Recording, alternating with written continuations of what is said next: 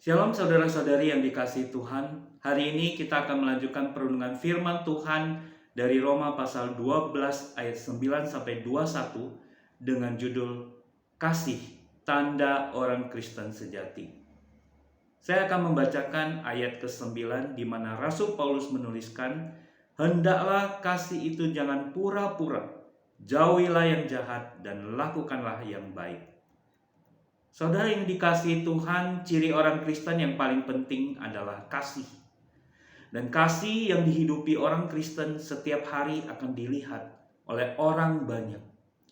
Rasul Paulus dalam bagian firman Tuhan hari ini mengingatkan orang Kristen mula-mula di kota Roma dan juga kepada kita pada masa kini untuk mewujudkan kasih itu dengan saling mengasihi sebagai saudara tanpa kepura-puraan, tetapi dengan kasih sejati seperti kasih Tuhan Yesus, Juru Selamat kita. Saudara, bagaimana wujud saling mengasihi bisa terjadi di dalam hidup kita sebagai orang Kristen yang sejati? Firman Tuhan hari ini menyatakan wujud saling mengasihi harus dimulai dari sikap hati kita yang menjauhi kejahatan dan kemudian memancar keluar di dalam tindakan dengan perbuatan yang baik bagi sesama kita. Wujud saling mengasihi yang pertama adalah melayani Tuhan. Ayat 11 mengatakan, "Janganlah hendaknya kerajinan kendor, biarlah rohmu menyala-nyala dan layanilah Tuhan." Saudara sekalian, dengan menjauhi kesombongan diri, kita akan memiliki sikap hati yang menghormati, bersehati, berempati, dan penuh dengan kerendahan hati. Sehingga di dalam relasi kita dengan sesama, kita dapat melayani Tuhan dengan membantu sesama yang membutuhkan di dalam sukacita pengharapan di dalam Tuhan. Dan walaupun ada banyak kesulitan dan kesesakan di dalam kita melayani Tuhan, kita tetap memiliki kesabaran dengan tetap tekun berdoa kepada Tuhan dan tidak kendor di dalam pelayanan kasih kita. Wujud saling mengasihi yang kedua itu adalah mengasihi musuh.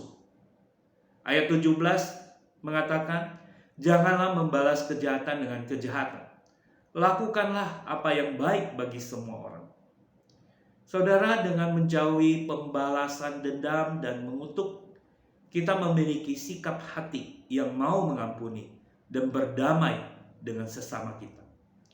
Sehingga dengan demikian kita dapat mengasihi musuh dan memberkati orang yang menganiaya kita dengan segala perbuatan baik kita yang kita lakukan di dalam kasih Kristus. Hal ini memang tidak mudah, tetapi itulah yang telah dilakukan oleh Yesus Kristus ketika dia dipaku di atas kayu salib dan dia mengampuni orang-orang yang menyakiti dia. Saudara sekalian, kasih kita bukan lagi pura-pura. Kasih kita tidak berhenti pada kata-kata semata, tetapi kasih kita adalah tindakan nyata dari hati yang tulus dan yang dapat dirasakan oleh setiap orang yang disentuh oleh kasih Tuhan melalui kehadiran kita. Yesus Kristus telah memberi teladan bagi kita di dalam hal saling mengasihi, sehingga dia memerintahkan kepada setiap muridnya dan juga kepada kita saat ini, "Hendaklah kamu saling mengasihi seperti aku telah mengasihi kamu." Tuhan telah menyatakan kasih yang sejati dengan dia rela menyerahkan nyawanya bagi kita di atas kayu salib untuk menyelamatkan kita dari hukuman dosa. Mari kita mewujudkan kasih Tuhan di dalam saling mengasihi, melayani sesama kita. Mari kita berdoa. Tuhan Yesus, kami bersyukur untuk kasih-Mu yang telah Engkau nyatakan di dalam kehidupan kami.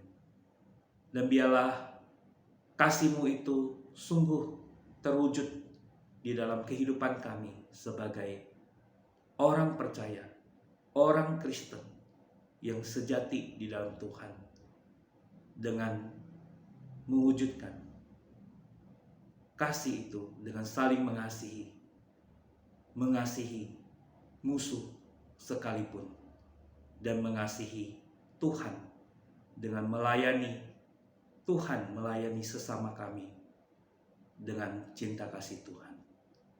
Terima kasih Tuhan, tolonglah kami dan pimpinlah kami. Di dalam nama Tuhan Yesus kami berdoa. Amin. Haleluya.